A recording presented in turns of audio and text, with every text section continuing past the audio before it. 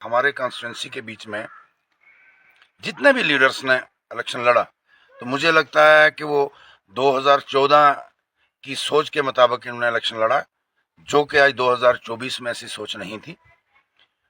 क्योंकि 2024 में ये लोग यूटी में इलेक्शन लड़ रहे थे और हमने चेंजेस ये देखी कि इलेक्शन लड़ने के बाद सबसे पहले जो है ठेकेदारों के, स्कूल्स के और हर डिपार्टमेंट के बोलूँ मैं, फंड्स जो हैं वो बंद हो गए, पैसा आना जो है वो बंद हो गया।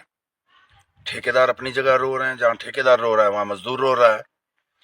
तो जिन लोगों ने एक एक साल से काम किए हुए हैं, 2-2 करोड़ रुपया फंसा हुआ है, किसी सीसी लिमिट्स बनी हुई हैं, बैंक का बहुत कर्जा हो गया है, तो मुझे लगता है इन हालातों से लोग जो है बहुत गरीब हो रहे हैं और अपनी परेशानियों से गूंज रहे हैं।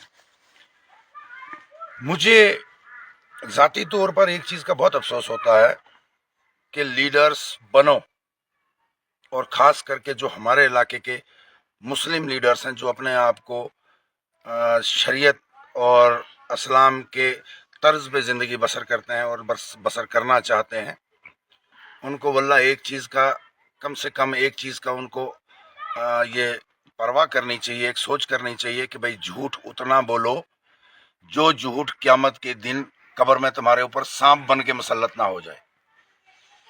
क्योंकि मैं एक बयान सुन रहा था एक लीडर का, उसने बड़ा अफसोस भी होता है कहते हुए, उसने कहा कि भाई लोगों घबराओ मत, हर एक नौजवान पढ़ा लिखा जो है उसको रोजगार मिलेगा, और जिसको रोजगार नहीं मिलेगा उसको 6,000 रुपया महीना जो है भत्ता, उसको बेरोजगारी भत्ता दिया जाएगा।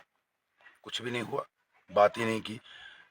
उसके बाद बोला कि बेवाओं को जो विडोज पेंशन है, ओल्ड एज पेंशन है, ये 5,000 रुपया कर देंगे, राशन फ्री देंगे, सिलेंडर फ्री देंगे, दिस करेंगे, दैट करेंगे। बट अभी तक उस चैप्टर के ऊपर, उस सिलेबस के ऊपर कोई भी इंसान बात नहीं करता है था। तो अर्ज करना मेरा यह है कि आज जुल्म अरूज पे है। कोई किसी सिस्टम से फंस रहा है, कोई किसी दूसरे सिस्टम से फंस रहा है, कोई किसी तीसरे सिस्टम से फंस रहा है। करप्शन अरूज पे हो गई है। आज सारा सिस्टम जो है वो बिगड़ गया हुआ है। अब इसका जिम्मेवार कौन है, ये तो लोग ही जाने, या वो जाने जिनको कुर्सी का शौक था और कुर्सी लेके जो बैठे हुए हैं। मुझे लगता है, जहाँ तक मेरा एक्सपीरियंस है, मैं पिछले 2018 में एज ए सरपंच जो है मैंने 5 साल लोगों को दिए। वो दौर जो है मुझे लगता है कि बहुत अच्छा था, इसको हम डना ही नहीं कर सकते। वो लोग मोदी राज बोल रहे हैं, उसको बीजेपी राज बोल रहे हैं, उसको यूटी राज बोल रहे हैं, गवर्नर राज बोल रहे हैं, हमें राज से कोई मतलब नहीं है। लेकिन उस वक़्त फंड्स भी अच्छे थे, गरीब के पास पहुंचा जाता था। 3 लाख रुपए का, 2 लाख रुपए का भी टेंडर सिस्टम होता था, जो कि पॉलिटिकल लीडर कहते हैं कि 2 लाख या 3 लाख से नीचे का टेंडर नहीं करना है, क्योंकि वो क्या करते हैं कि मिलजुल के उस 3 लाख रुपए को रिलीज करवा देते हैं, ग्राउंड पे कुछ काम नहीं होता है। लेकिन हम चाहते थे कि टेंडर हो, अगर 1 लाख रुपए का भी टेंडर होता है तो उस 1 लाख रुपए को भी अच्छे तरीके से ग्राउंड पे लगाया जाता है। अगर 50,000 का ही काम हो, लेकिन कुछ ना कुछ काम होता है। लेकिन अगर 3 लाख रुपए का टेंडर नहीं होगा, गांव में, पंचायतों में यही छोटे छोटे टेंडर होते हैं, उनसे छोटे छोटे काम होते हैं। आज आप किसी भी गांव में चले जाएंगे, कहीं दीवार लगी है, कहीं नाला बना है, कहीं पैसेंजर शेड बना है, कहीं ट्रैक्टर रोड बना है, और बना है ग्राउंड पे। अगर आप जिससे मर्जी वेरिफिकेशन करवा लीजिए, कहीं वॉशरूम बना है, कहीं मंदिर पे बना, कहीं मस्जिद पे बना है, कुछ ना कुछ लगा है। टैंकियां बन रही हैं, अभी भी काम हो रहा है, ड्रेनें बन रही हैं, ड्रेनेज सिस्टम अच्छा हो रहा है। तो अर्ज करने का मतलब है कि सरकारें बनाई जाती हैं लोगों के फायदे के लिए।